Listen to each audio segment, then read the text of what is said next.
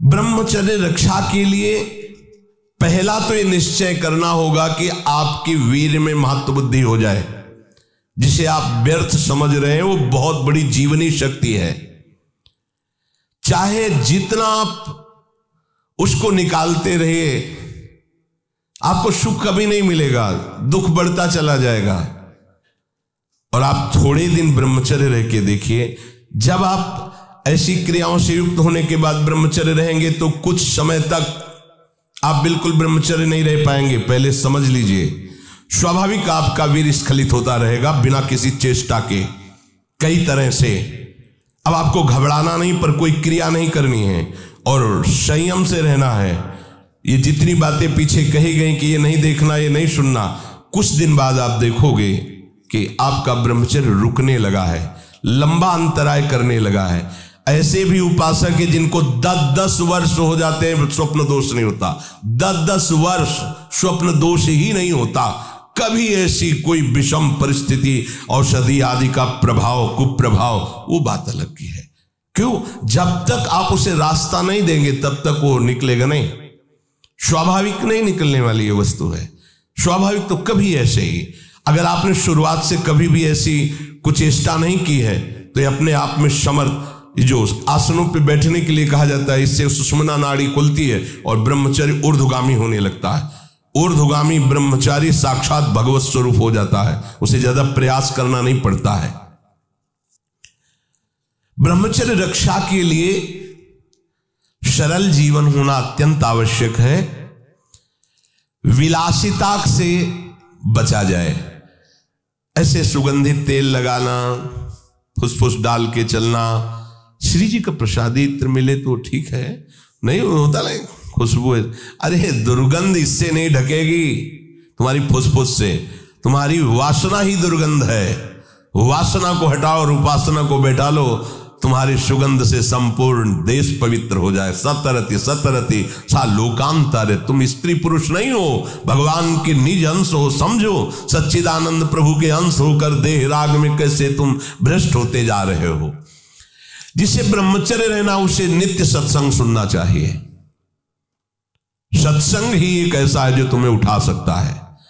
संसार में आज तक किसी की भी उन्नति हुई है तो उसे सत्संगी कहते हैं। कहीं भी देख लो, गोस्वामी जी ने इसीलिए लिख दिया है, मत कीरति गति भूति भलाई, जब जे जतन जहां जे पाई, सो जानो सत्संग प्रभाव, लोकों वेद न आनो पाओ। और ब्रह्मचर्य रहने के लिए कम से कम 2 बार सर्वांग स्नान अत्यंत आवश्यक है। अगर आप सोच कई बार जाते हैं, कोई ऐसी परिस्थिति आ जाती है तो कमर से स्नान कीजिए, पर 2 बार तो स्नान होना ही चाहिए आपके शरीर का। उससे ब्रह्मचर्य को सहायता मिलती, शरीर की गर्मी नष्ट होती है और हमारे भाव में भी पवित्रता आती है। 2 बार स्नान करने से शरीर की गर्मी नष्ट होती है। ये महकुआ साबुन और वो जो लगा के जरूरत नहीं है। अगर आपको शरीर को स्वस्थ रखना है तो आप रगड़ करके ऐसे ही नहाइए।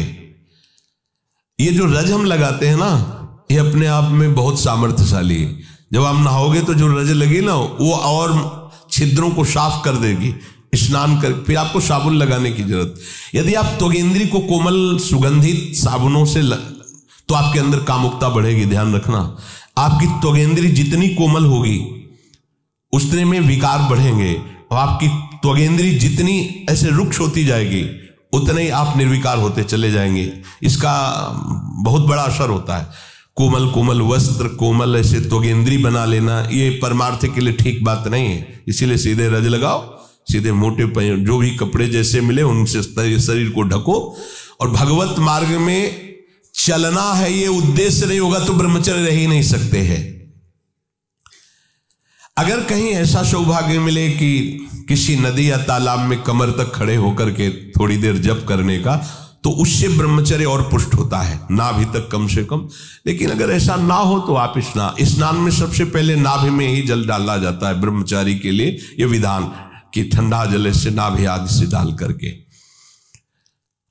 आपके कपड़े भले महंगे ना हो पर स्वच्छ होने चाहिए, पवित्र होने चाहिए।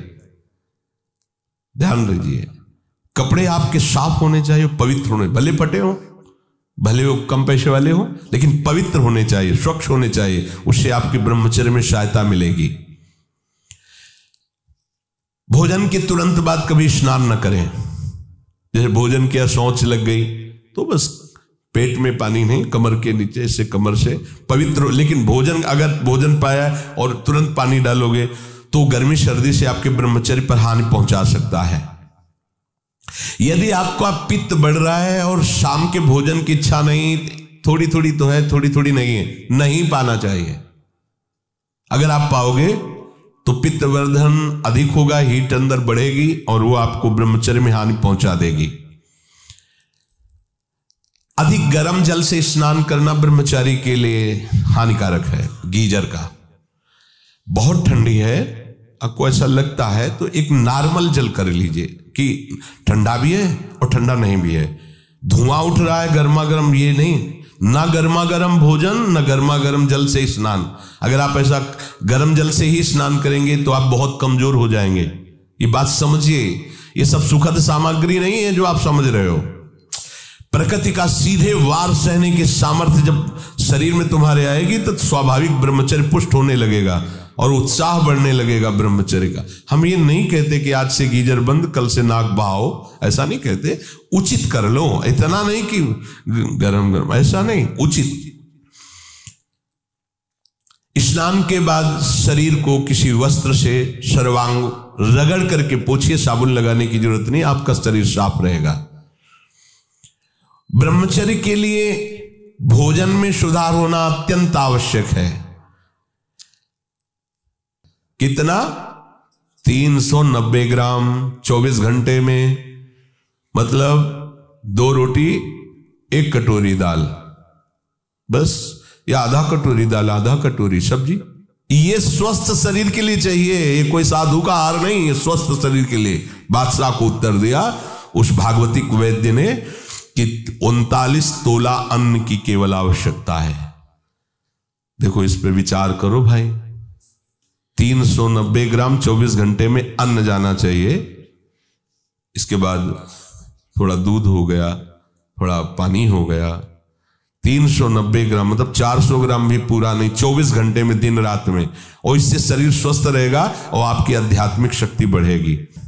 अब आहार में कह रहे हैं कि सात्विक आहार ही ब्रह्मचर्य को पुष्ट करता है, नहीं तो ब्रह्मचर्य को नष्ट कर देता है।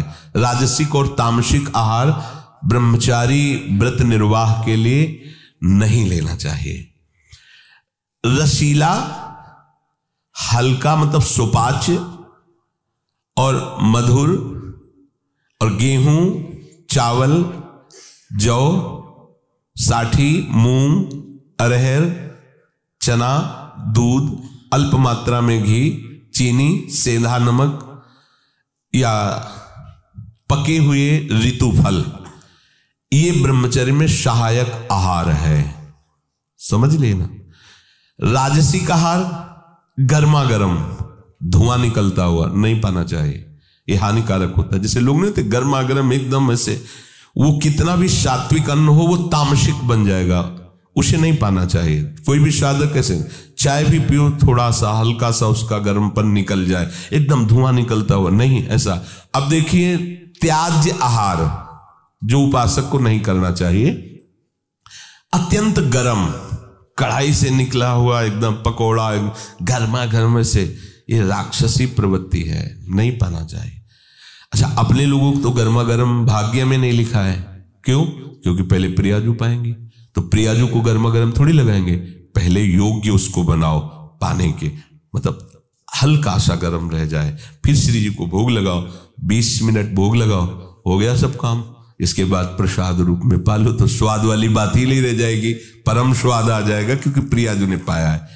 अत्यंत उष्ण और लाल मिर्च पर ये एकदम तेल उतरा रहा है सब्जी में, लाल लाल ऊपर नहीं होता जिससे ऐसे, ये ब्रह्मचर्य के लिए हानिकारक है। साधु, साधक, उपासक, चाहे गृहस्थ हो चाहे विरक्त, मत पाना लाल मिर्च पड़ी हुई और खूब ऑयल दिखाई दे रहा है ऊपर से, नहीं पाना। और अत्यंत नमकीन और अति अधिक मीठा, मीठा सात्विक में हो, ऊपर में वर्णन किया गया है, पर अधिक मीठा। अब पता चला गुलाब जामुन आ गए तो 10, 12, 15 तक कोई बात ही नहीं है। खीर आदि, हलवा आदि समेटते चले जा। भैया ये कोई गोदाम थोड़ी है, आते हैं थोड़ा उचित पाल हो गया। अब 400 वाली बात है तो जो अगर खीर अच्छी लगती है तो सब बंद कर दो, 400 ग्राम खीर पी लो। हलवा अच्छा लगता है तो ठीक है, कुछ मत लो, केवल हलवा ले लो, 400 ग्राम पालो, कोई बात नहीं, बिना औषधि के पच जाएगा। आप देख लेना, बहुत बढ़िया रहेगा और आप सात्विक रहेंगे, आपका चिंतन बनेगा, नींद नहीं आएगी। चटपटा नहीं, ये नींबू डाल करके, थोड़ी इमली डाल करके, थोड़ी आम का अमृत डाल करके, ऐसे ये साधु, ये बहुत खतरनाक ब्रह्मचर्य के लिए। आम का आमचूल, इमली, ये बहुत खतरनाक है, बिल्कुल नहीं, अपने खान पान में इनका प्रयोग नहीं होना चाहिए। और अत्यंत तेल युक्त गरिष्ठ पूड़ी, कचौड़ी, मालपुआ और हींग पड़ा हुआ निषेध है। भगवत मार्ग में ये हींग को निषेध किया गया है। जो 4 जगह उस ब्रह्म हत्या को विभाजित किया गया, वो शास्त्र में पढ़ा।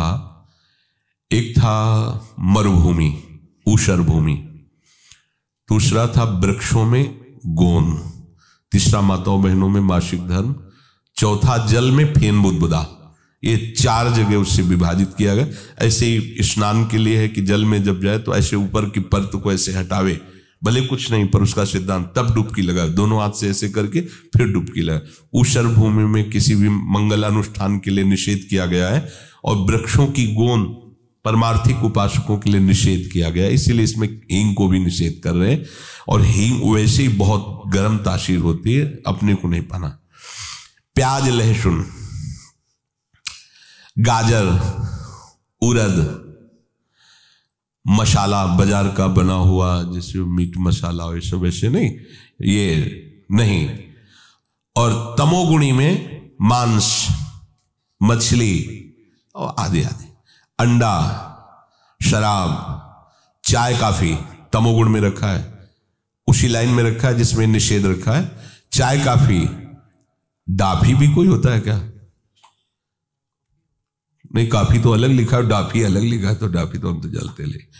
फिर लिखा कोकीन, चरस, ये सब तमोगुणी में है। और घोर तमोगुणी, घोर तमोगुणी बासी भोजन नहीं पाना चाहिए। से कल का बना हुआ रखा हुआ है, फिर आजकल चलता है ना कि उसमें बिजली वाली वो एक छोटा सा ऐसे आता है, उसमें ऐसे अंदर रख दो, गर्म हो जाता है।